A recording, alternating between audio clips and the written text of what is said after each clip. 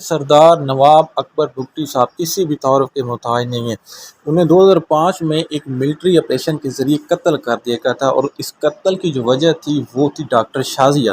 نواب اکبر بگٹی کے علاقہ ڈیرہ بگٹی میں ایک لیڈی ڈاکٹر تعینات تھی، اور ایک رات 2004 کی سردیوں میں ان کا ریپ ہو جاتا ہے۔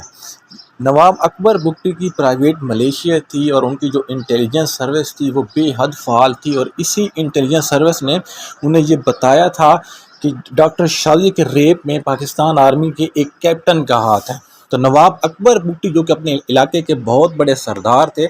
اس سردار کے علاقے میں کسی خاتون کا ریپ ہونا جو کہ ان کی مہمان تھے، یہ ان کے لیے ڈوب مرنے کا مقام تھا، باعث شرم تھا۔ تو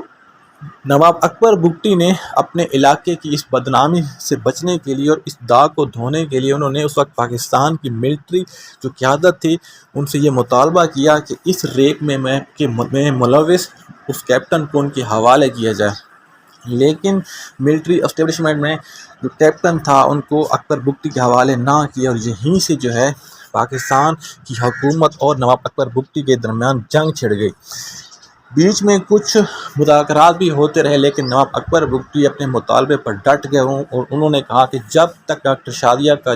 جس نے ریپ کیا ہے وہ ان کے حوالے نہیں ہوتا تب تک مذاکرات نہیں ہو سکتے۔ اسی دوران پھر پہاڑیوں کی جو ہے غاروں میں یہ فرار ہو گئے تھے، اور انہی غاروں میں جو ہے ملٹری نے حملہ کر کے نواب اکبر بگٹی کو قتل کر دیا تھا۔ یہ کہنا قبل از وقت ہے کہ نواب اکبر بگٹی صاحب جو تھے وہ غدار وطن تھے یا محب وطن، کیونکہ جو ملٹری آپریشنز ہوتے ہیں ان میں ان کا کسی کو پتہ نہیں ہوتا کہ اس کی حقیقت کیا ہے، یا مطلب وہ کس نہج پر جا کر پہنچیں گے۔ تو اللہ تعالیٰ ان کی مغفرت فرمائے۔